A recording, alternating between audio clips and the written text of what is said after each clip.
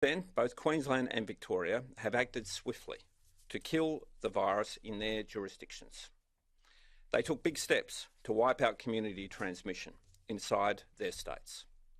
As a result, Victoria has gone weeks without any community transmission, and Queensland has not recorded any community transmission as a result of the incident in their hotel quarantine system.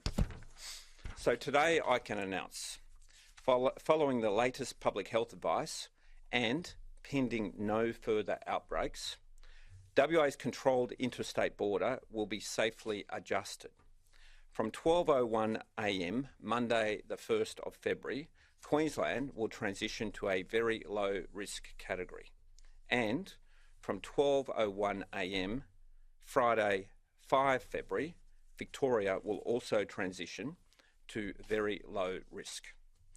They will join other jurisdictions currently in the very low risk category, including the ACT, Northern Territory, South Australia and Tasmania.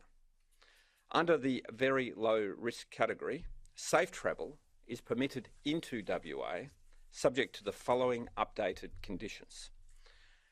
1.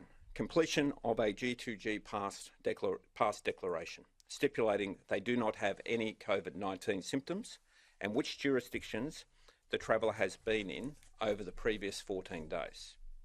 2. All Perth Airport arrivals to undergo a health screening and temperature test. 3. Travellers to be prepared to take a COVID-19 test at the airport COVID clinic, if deemed necessary by a health clinician. And 4.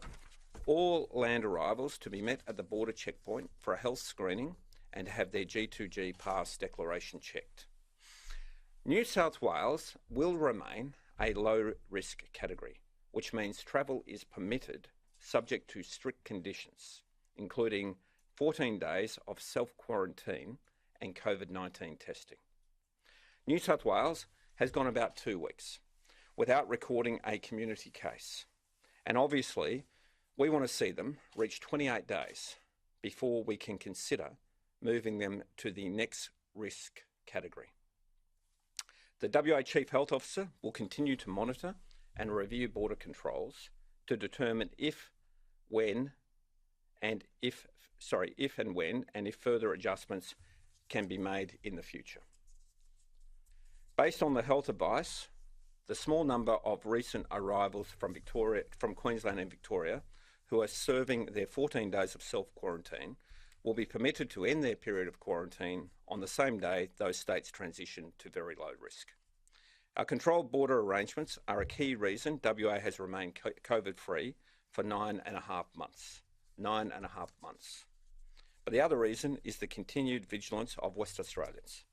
Our journey through this pandemic is not over yet, no matter how normal life in WA seems right now. We cannot forget how quickly this virus can spread, nor the devastation it can cause. It is so essential we continue the good practices that have gotten us to this point. Practicing good hygiene, staying home when sick, and getting tested immediately when you meet the criteria. Not to mention using the Safe WA app or signing in on the contact registers when you're out in the community.